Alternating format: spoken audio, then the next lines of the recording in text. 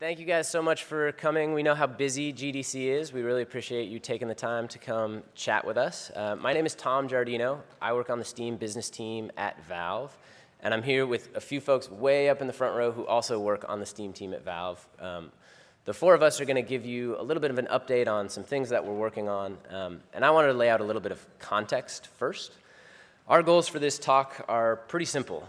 We want to be transparent and open about our priorities and plans. We want to provide you with a little bit of data about how the platform is doing and where we're growing. And we also wanted to get into the nuts and bolts of a few tools and features that we've built that we think are going to benefit a lot of developers and a lot of customers. I'm going to start with kind of a more zoomed out platform level chat, and then I'm going to hand things over to Alden and Cassidy and Ricky. They're all working on kind of different parts of the Steam platform, and they'll dig into their specific details in a minute. So we came here really today to talk to you guys about how we think about Steam and all the things we're working on to move the platform forward.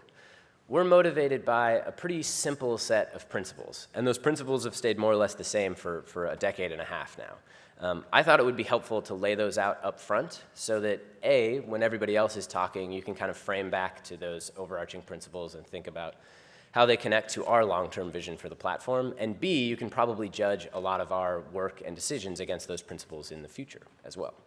So I'm going to dig right into them. The very first one, the first principle for our vision of Steam, is to create value for players and developers. When a customer buys a game on Steam, we want them to be experiencing the absolute best version of that game, and we want them to be surrounded by the richest set of services and tools and features. And for you developers, we want you to have low-friction access to the most powerful tools on the planet. And we want to give you direct freedom and control to manage your game. The next principle for us is constantly reinvesting to grow the addressable market. This is deceptively simple. On one side, we always want to focus on making the existing mature markets bigger and more efficient when possible. We also want to introduce brand new markets that we think a lot of developers and publishers would struggle to reach on their own. And then finally, we want to invent brand new ways for all of you developers to make your players happy.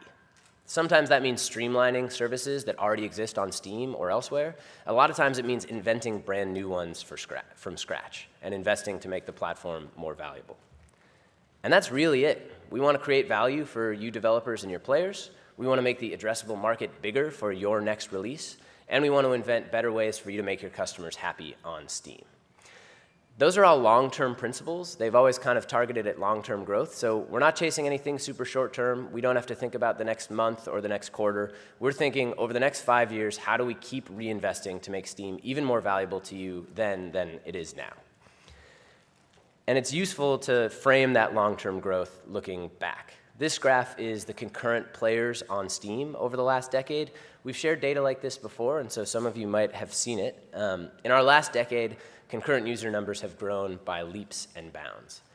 And even though the last 6 months or so has been an especially exciting time in PC gaming, it's kind of interesting to look back at the entire last decade and think about all the changes that have come to our industry, not just in the PC space, but everywhere. We're talking about an explosion of mobile and social gaming. We're talking about a new generation of consoles, the Nintendo Switch shifting a bunch of paradigms, new business models, streaming, subscription, huge changes in the way that customers access games digitally or through retail. And throughout all that, we've really tried to stay focused on those big principles. Every time one of those big disruptions or challenges enters the marketplace, we think, how do we reinvest to make this platform more useful and more exciting? And so let's talk about a few of those investments, especially in context of those overarching principles. I could probably talk for an hour just on like the last tiny little bit of the last 6 months of Steam. My job today is actually to zoom out a little bit more, and you're going to hear more of those specifics from my colleagues. And this list is far from exhaustive, but we figured it'd be interesting to map some of those big improvements and changes and inventions over the years. There's a lot of big things that have changed the landscape permanently, both for PC games and console and mobile. Think about stuff like Steam Workshop and Early Access that have permanently altered the way that customers think about their games and developers create content alongside their communities. There's the addition of Mac and Linux and VR. There's the discoverability updates to make shopping more interesting. There's our massive seasonal sale events and the spring cleaning event and the Lunar New Year sale. There's a constant wave of new currencies and payment methods making your games more accessible. There's new languages coming every week. The list goes on and on. Every one of those dots to us represents one more stilt or one more support underneath that overarching user growth. And we want to keep investing in more and more of those dots as time goes on. I'm going to talk about one of the newest dots on that graph right now, and then my colleagues will tell you about a bunch more. So if you've been following us in the last week, you probably heard about Steam Link Anywhere releasing. This just launched in beta. Steam Link Anywhere is an extension of our Steam Link in-home streaming. So in the old days, you had the Steam Link, and from one room of your house to another, you could stream PC content at extremely low latency, connect to a controller, keyboard, or mouse, and have a great experience inside of your house. Steam Link Anywhere takes that outside of your house to literally anywhere that you have a good network connection. It's totally free for Steam customers to access, and there's no additional fees or royalties charged to you, of course. And it's available through Steam Link hardware, through home TV sets that have the Steam Link built in, through the Android app, through the Raspberry Pi, and we're working on adding even more devices. One of the neat things about Steam Link Anywhere is that it works automatically with any Bluetooth controller, keyboard, or mouse. So whether you're playing on a phone or a laptop that could never run that high-quality game, or a TV in your living room, or on the train somewhere, you're able to have a great experience so long as you have that good network connection. Customers can now play your game in a lot more places, on a lot more devices. And that, to us, kind of sums up what our goal of Steam really is. Overnight, we want to make it so your game on Steam instantly becomes more valuable and more accessible to your customers. We don't want to put a bunch of integration work or cost on you. We think it's our job to do that work for you to make your game even more valuable. Like I said, there's a bunch more dots on that graph coming. My colleague Alden is going to chat with you guys about some of the new tools he's designing to help you build closer relationships with your customers. Cassidy is building out network and infrastructure and is going to do a quick update on some of our newest changes there. And Ricky's going to run through some stats and background on our strategies for making emerging market opportunities even bigger. So that's it for me for now. I'm going to pass things over to my colleague Alden. Thanks again for coming.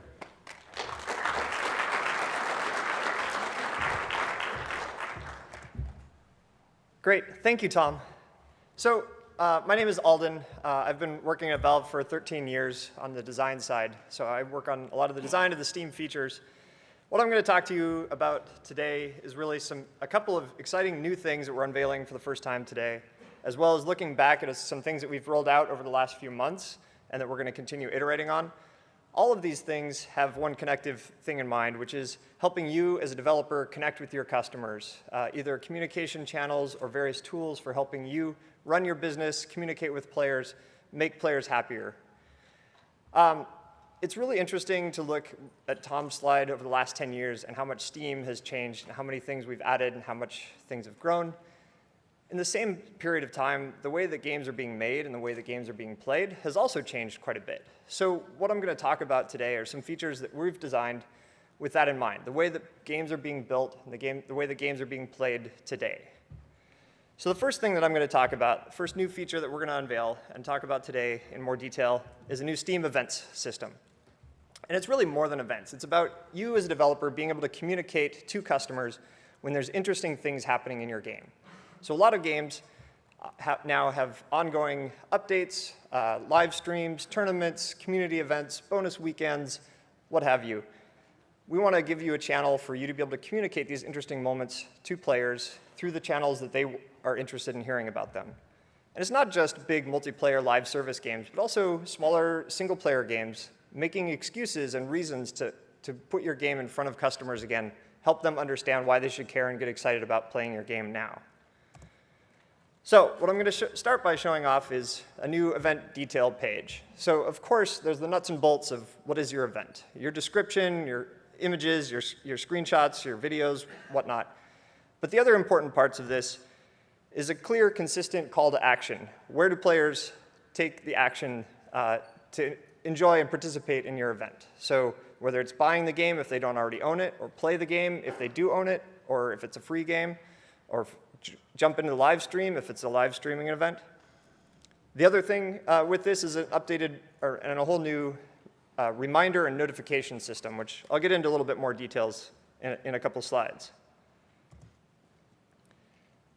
The real goal here is for you as a developer to be able to author your event and then use Steam as a way to push that out through a bunch of different channels, through the store, through the community, through emails, through notifications to customers, and then give customers the option of how they want to hear about these things. So really, it's about how do you communicate the value that your game is providing to customers, and how do customers receive those and understand what's cool and what's happening in the games that they already own and the games that they're excited. And then also for potential players to understand, well, this game is updating all the time. It's got a vibrant, living community. I'm super excited. I want to jump in. Now is a great moment because there's something cool happening. So an example of how we're going to expose this is a personalized roll-up page for customers. This would show what is happening in the games that you own right now. What are the cool events, the live streams, the big updates that have just happened, but also what's coming up. What are you going to block out room on your calendar to come back and play or to participate in those particular events? The other great thing about events is they help provide context for players and potential players. So, for example, when we're recommending a game to a customer on the front page of the store, we can make a recommendation, but that's an even more compelling offer if there's additional information about what's happening in the game right now that is going to make that customer care and get excited about jumping into the game at this moment, rather than saying, well, wait, maybe I'll play it later. But if there's something cool and compelling and interesting happening right now that they know a bunch of other people are also excited about and jumping in, it's really exciting and fun to be part of that moment. And we know that a lot of friend activities and things like that are some of the biggest drivers of purchases and playing behavior on Steam. The other thing is we know not all players sign into Steam every day. So we need to have systems in place to be able to get word out to players wherever they are, make sure they understand what's coming up and know all the exciting things that they can come back and participate in. So we'll be putting together email roll-ups for players to be able to participate and opt into either weekly, monthly, some kind of cadence, depending on what the customer is comfortable with, and be able to tell them, hey, here's the cool events that are coming up in the next week in games that you already own, that if you want to block out time on your calendar for Thursday night to come join this tournament, we want to give customers the tools to do that. So as I mentioned earlier, this will also come with a robust set of notifications and reminders that customers can opt into, whether that means blocking out room on their Google Calendar or their iCal, or whether that means signing up to get a mobile push notification or a text message. Whatever channel the customer is most comfortable receiving those notifications through, this will help make sure that they're ready and able to come back when that event is happening and starting. So when does all this happen? Well, right now, we're currently running a small closed beta with a few developers to work out some of the early kinks, and we're going to open this up to all developers within the next couple of months. The other big thing that I want to talk about, and this really ties in, again, to events and a bunch of other things that we're working on, is a total redesign of the Steam library. Woo! Right, it's about time, right? So we know that games are being made and played in different ways now than they used to be. There's a lot of interesting content that both customers and you as developers are creating around the game. So we need a place to be able to pull all that together and show that to customers. But I'm going to start by talking about the newest edition, which is an entire new library homepage. So what this means is for customers, they can come back and, of course, easily resume the last game they were playing. We don't want to get in the way of that. We don't want to add more complexity to that. But this also gives us an opportunity to show those players, well, what are the cool things happening in the games that you already own, that are in your library? We know that over the years, players have built up Steam libraries of dozens, even hundreds of games, and there's cool stuff happening in those games all the time. We want to make sure that we're getting that information to the players. So when they're looking and trying to decide, well, what do I play? What was in my library that I'm interested in playing today? That they can find those games that are having cool things happening right now, or moments that they can jump in and feel like they're part of a movement, part of a social group that's excited about the game right now. And of course, the same things like bringing in friends and making that more accessible so you can jump in and matchmake into lobbies with your friends right from that library as well. Of course, a redesign wouldn't be complete without redesigning the actual product page in the library. So these are a couple of examples. The biggest changes here, first of all, as you notice at the top, some nice big branding space for you as a developer to show off your game, your brand, but also pulling in automatically the events and the activities that you are putting into our event system so that when customers are going to play your game, they can tell, well, there's recently been this great big update. Let me look into the details of that before I jump into the game so I know what's going on. Or there's a big tournament happening right now. Well, look, I want to check out what that tournament is. What are the details? Watch that live stream right on the page. And of course, the other details that customers know and love about Steam, the friends list made easy. Who among my friends play this game? Is anybody playing it right now? Can I jump in and join them? Achievements, DLC, those kinds of things. Also making it easier for customers to find their way to leave a review, and probably nudging them to leave a review if they haven't for a while, or if they left a negative review a while ago and they keep playing the game, maybe prompting them to say, hey, are you sure you still don't like this game? Maybe you want to update your review. And of course, bringing a whole new set of tools for those of you and for players that have a lot of titles in their library and want to be able to sort and filter and find that particular title that they're in the mood for. So the kind of tools that we've been rolling out into the store for searching and sorting, organizing by tag, bringing those same tools into the library so that customers can find that open world RPG game with cats that's in their library, or whatever they're in the mood for in that particular time. And while they're doing that sorting and filtering, you can save that as a collection so you can come back to it later. So you can automatically create a collection of all your RPG games. And the next time you buy an RPG game, that will show up immediately in your collection, making it easy to keep those organized and find them when you are looking for them. So, library when? We're going to be rolling out a beta this summer.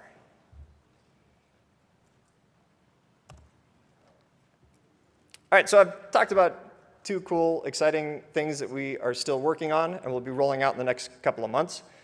I'm now going to take a couple of moments to talk about things that we've recently rolled out that I think are worth going back over as part of this whole picture of how we're connecting developers and customers together in more ways. When we sit down to figure out what to work on next, we look at all of the data, all the feedback, the requests, the questions that we've gathered from both developers and customers over time. And we look at where those requests and those suggestions intersect, and where we as a platform are particularly well suited to be able to fill a void or a niche or help provide some service that benefits both developers and customers. So I'm going to go through this in terms of requests that we've heard from developers, but I'm also going to talk about the other side of requests that we've heard from customers, because all of these features have both of those sides in mind. So one request that we get from developers is, I'd like more control about where and when my game shows up, and how, and to whom. So a big part of solving that is part of why we're rolling out that new event system. As a communication channel for you as a developer to get word out about your game and cause it to show up in new and different places throughout the store, the community, the library. Along with that, we've been rolling out more and more traffic reporting throughout our site. There is, if you haven't seen it already, there has long been a traffic reporting site that shows you where within the Steam store customers are finding their way to your store page. We recently updated that to add additional traffic tracking from various community parts of the Steam client experience.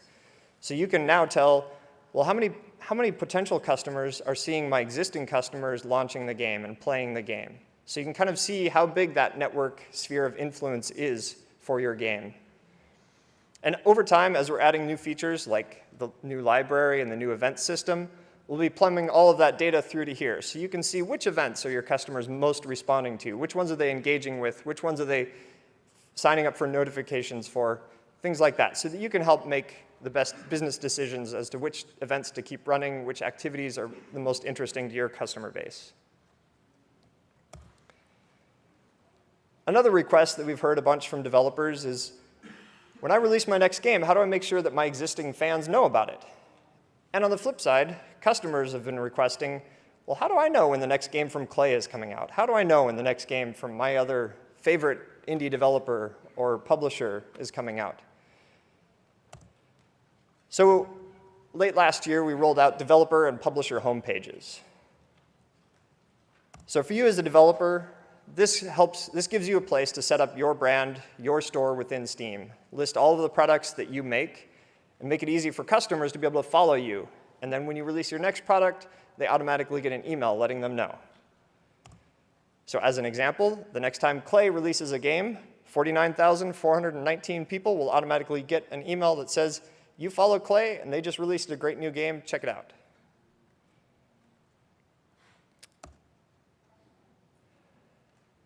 Another request that we get from developers is, how do I make sure that players know what it's like to play my game?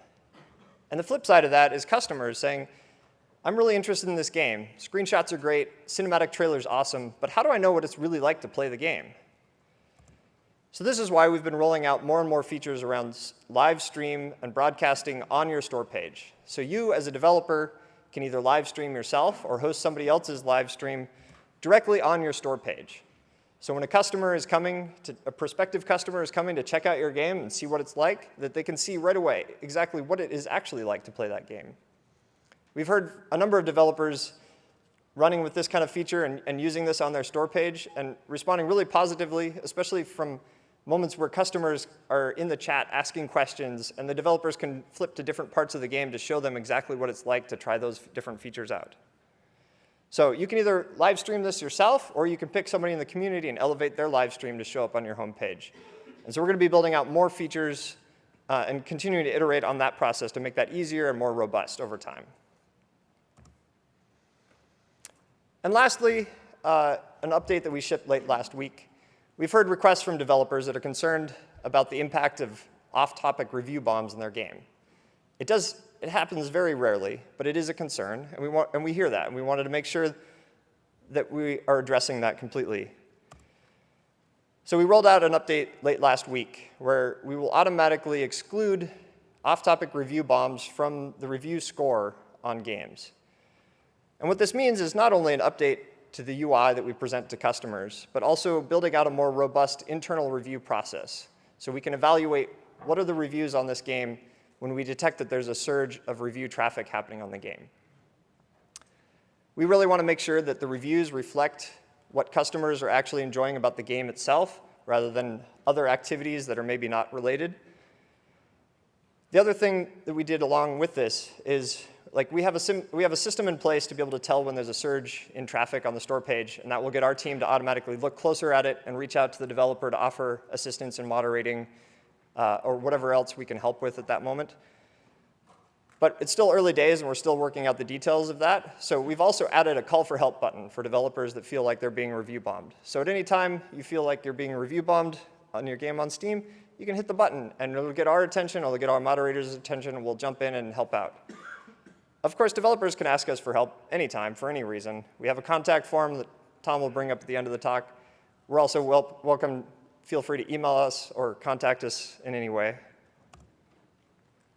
So I've talked about a number of cool new things that we've rolled out, some things that we've recently rolled out and continue to update, and a couple of exciting new things that are coming. I'm going to bring my colleague Cassidy Gerber up here to talk about a couple of new things that we are also working on.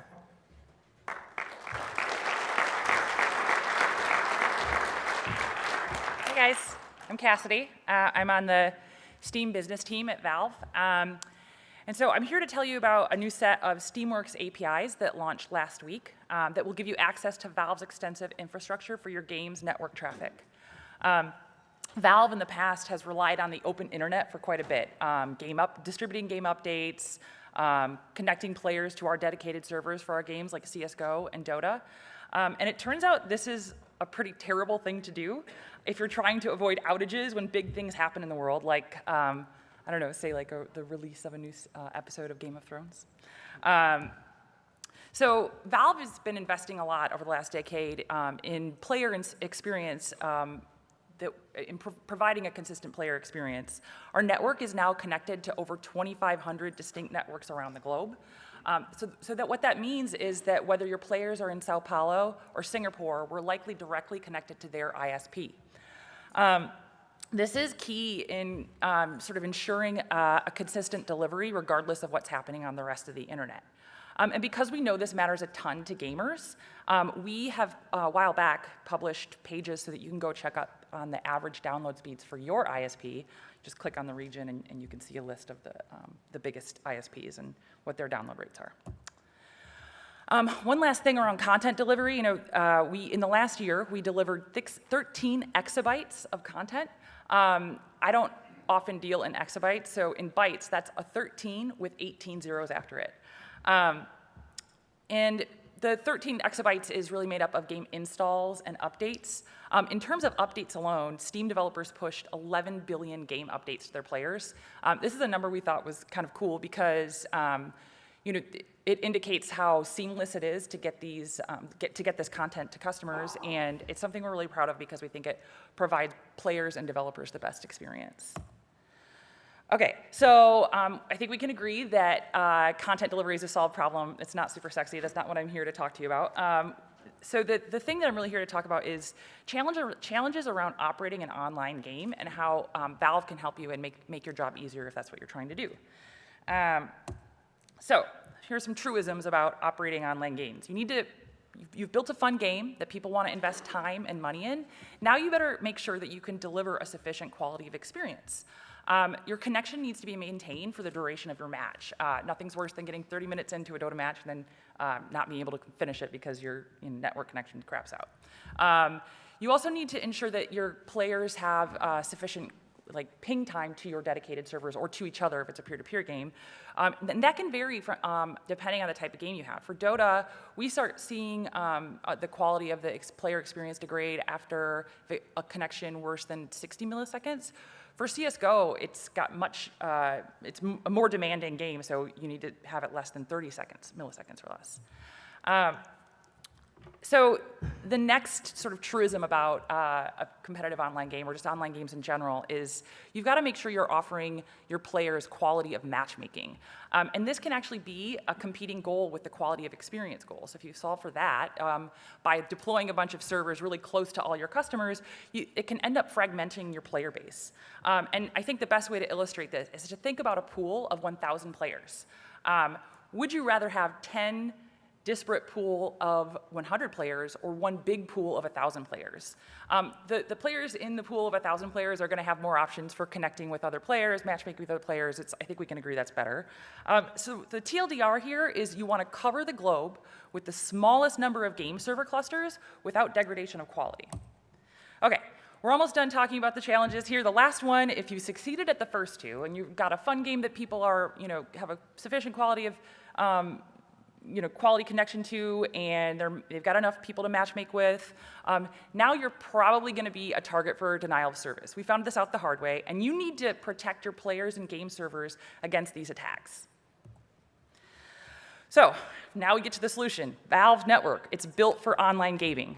We made our own private gaming network with 30 points of presence around the world on almost every continent, 125 relays, and a global backbone connection connecting everything up. That means that we can take players from their ISP directly to the closest relay and route their game traffic over our network. This is actually the same network that delivers Steam content. And what we're able to do is prioritize the latency-sensitive game traffic over the content delivery. And we're able to do this in a way that doesn't really impact content delivery because game traffic is actually very small relative to the giant 100 gig games that your customers are downloading these days. And then we're also able to protect the player and server IPs so that they're not vulnerable to the denial of service attacks. This network that we've built is truly built for gamers and game developers, and it's vastly better than the open internet. So why should you care? I'm not just here bragging about what we've built for our own games. This network that I've described is actually available to all of you today. It's available as of last week, and it's free to use. It works for Steam and non-Steam versions of your game, and all you have to do is integrate it in your game code. So you don't need to operate a network. Valve's got you covered. So what does the Steamworks Network API actually do? Well, it helps you thread that needle between quality of experience and quality of matchmaking. And it does this by improving latency between either game clients in a peer-to-peer situation or between game client and game server. Traffic is routed over Valve's network instead of the open internet, and it effectively shrinks the size of the world for your player base. So instead of having player pools in Canada and Japan and Italy and that can't matchmake together, depending on the latency demands of your game, you may be able to connect the entire globe into one giant player base, or maybe just 2 or 3 player bases instead of 10 disparate ones. So we also provide, via the Steamworks Network API, we provide protection against denial of service attacks. And we do this in two ways. We hide, the IP addresses are hidden if you're relying on the network API. And we have the ability, in the event of some attack, to reroute your traffic over the global backbone. So how can you get it? The Steam, for your Steam version of your game, you get it from the Steamworks SDK. The non-Steam version, there's an open source version up on GitHub, and there's a link there. So for those of you in the audience who are just like rolling your eyes, thinking, my game is small, why should I care about this? Hurry up and get to Ricky.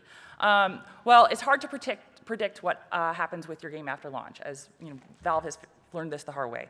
And deploying a private network for efficient denial of service protected traffic is very expensive, and it takes a team of people. So if you rely on the Steam network APIs, no matter what happens with your game after launch, you won't have to worry about it. We have you covered.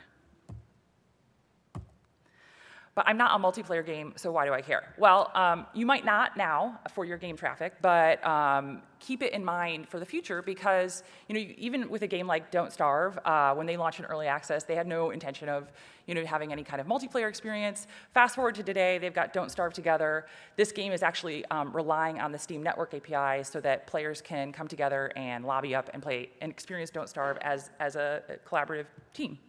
And so even if you're like 100% positive that you'll never have a multiplayer version of your game, you can still count on Valve's network to keep you connected to your players for your game updates and your game launches, or whether it's streaming or in whatever way you're reaching your customers. Our network can sort of withstand no matter what else is happening in the world. Even April 14th, 2019, when Season 9 Game of Thrones launches, we'll be fine. So before I hand over to Ricky, I just want to remind everyone this is a free Steamworks feature. It's available for use for both Steam and non-Steam versions of your games. I wanted to shout out a special thanks to Stunlock, Clay, and Ronimo. These dev teams worked with us with really early versions of the API and helped us get it to where it is today, which is available in the Steamworks SDK. And there is a great blog post that my colleague Fletcher put together. There's a link to it there. That has details around like what are the latency improvements and just more technical details about the actual APIs. And you can check it out there. I'm going to hand this over to Ricky. He's going to tell you about, I just finished telling you about some of the investments we've made to reach your customers via our infrastructure. Ricky's going to share with you now some of the investments we're making in emerging markets to help you reach new sets of customers.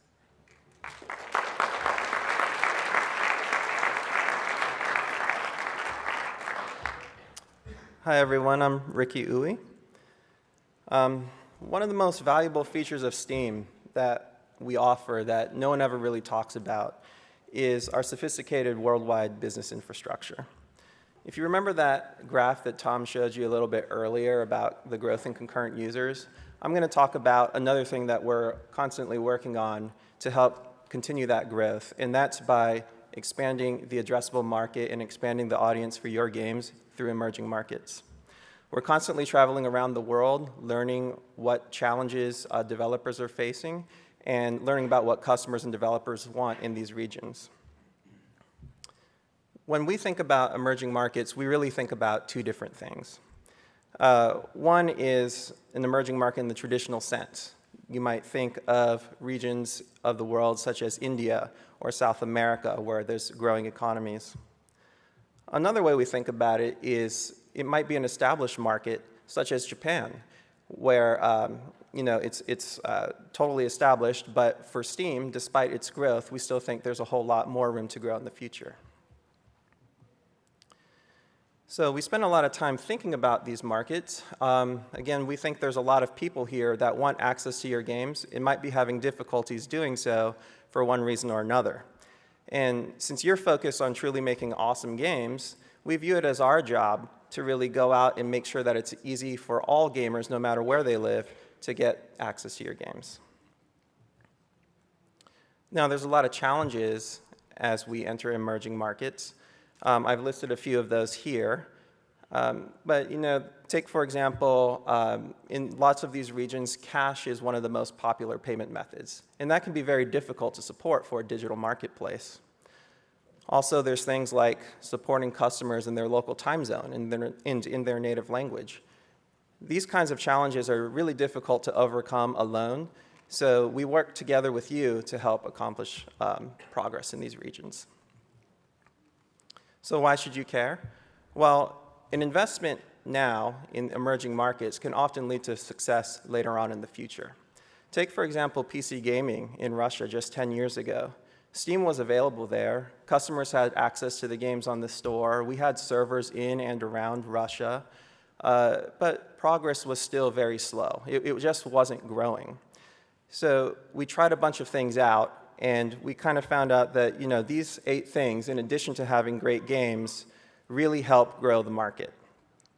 They solve a number of problems, specifically competitive pricing, convenience, like things with convenient payment methods that are already in well-known use in these regions, native language support, day-and-date launches. Back then, 10 years ago, lots of developers were choosing to delay their PC launch in Russia by 6 months to a year or even more. That made it a lot less compelling when it finally was released to them.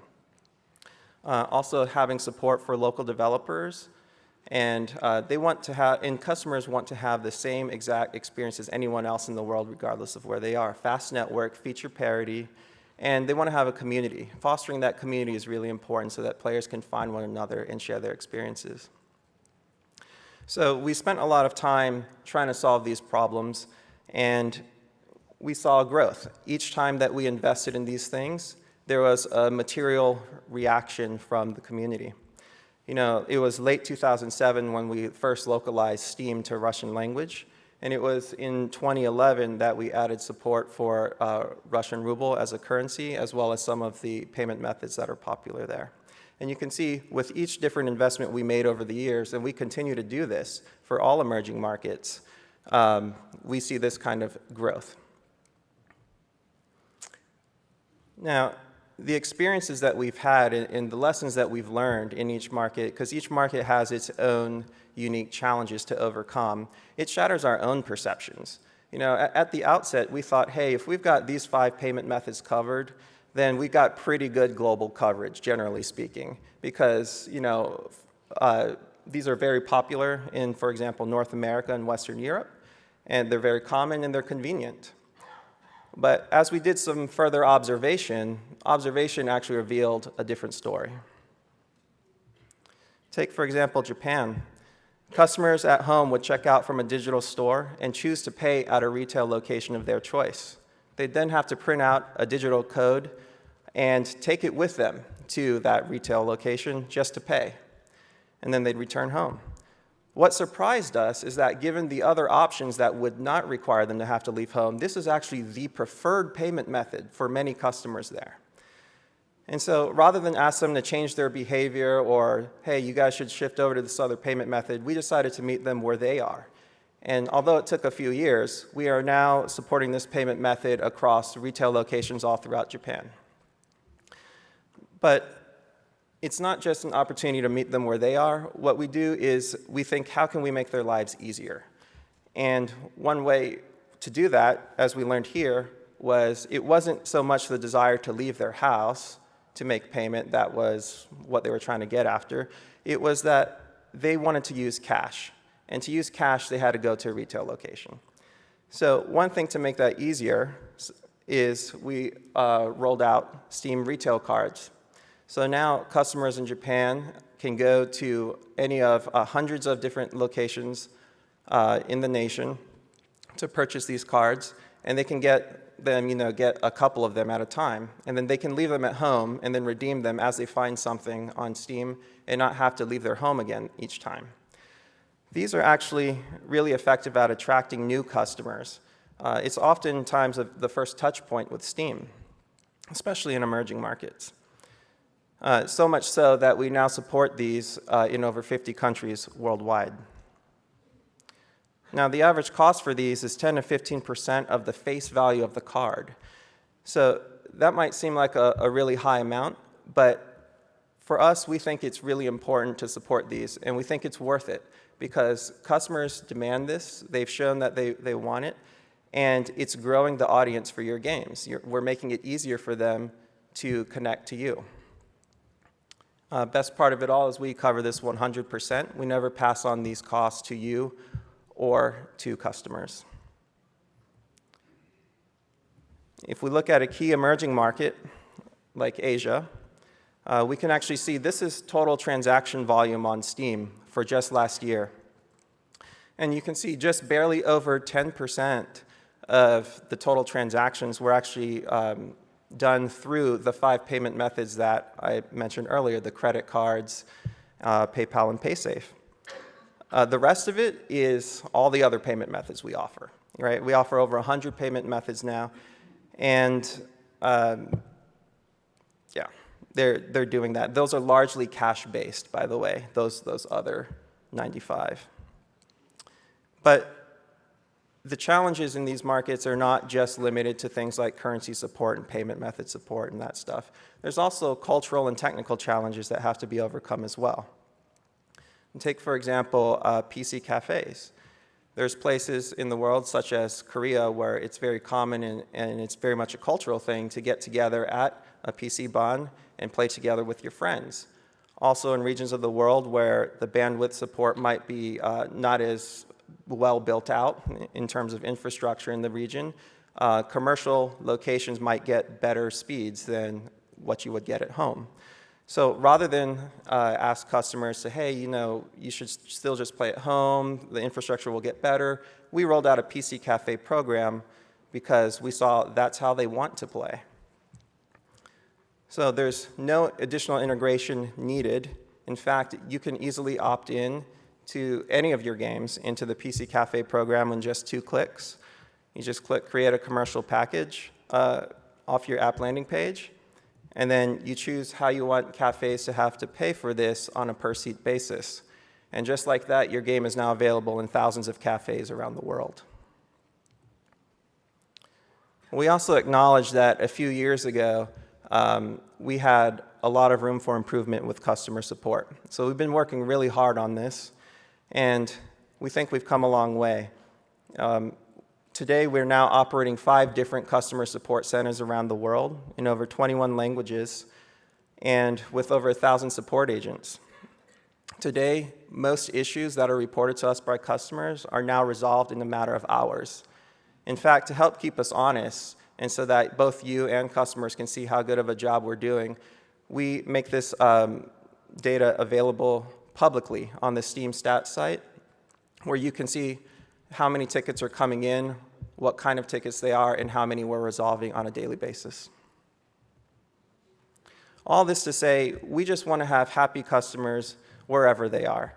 We want to make Steam easy and convenient for them. Ideally, they have to change as little about their preferences and daily life in order to be able to play your games. And whether they're in the most remote part of the world or they're in the heart of New York City, we want them to have the equivalent experience wherever they are. Some of the results of this effort, this is Steam total revenue over the past 10 or 11 years. And these graphs are each to scale.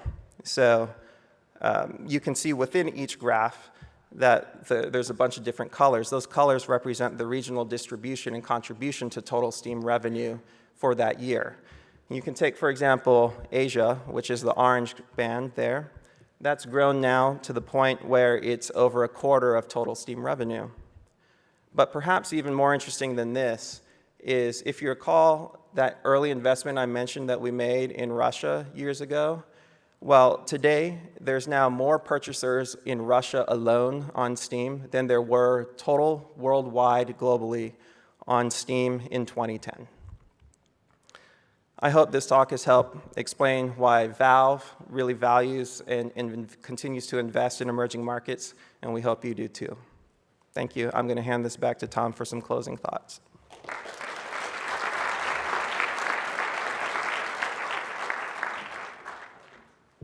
Thank you guys again so much for coming.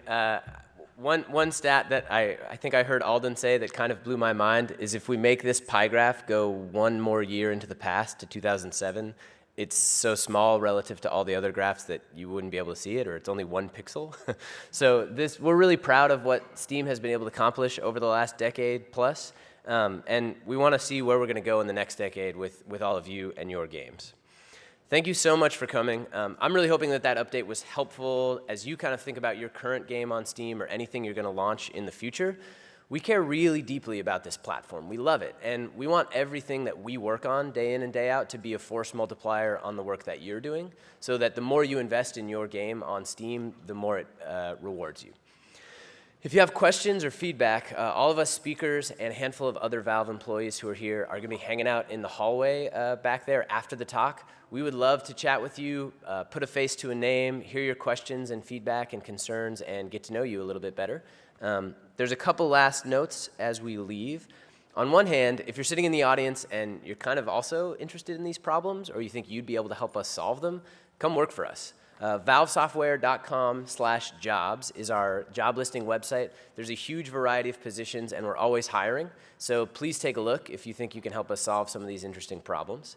And finally, if you have follow-up questions and you're watching this video 2 months later, or you don't have a chance to chat after the talk, you can always reach out to us directly. If you want to ask Cassidy about those cool networking implementations, or you want more data about maybe what languages we recommend you localize your game in, whatever the case may be, you can contact us at any time. The link is partner.steamgames.com/contact, and you can get there from your Steamworks homepage. Just click Documentation and Help and choose Contact Developer Support. All those requests are answered by Valve employees like us, and we can't wait to hear from you. Thanks again for coming. Have a great GDC, and take care.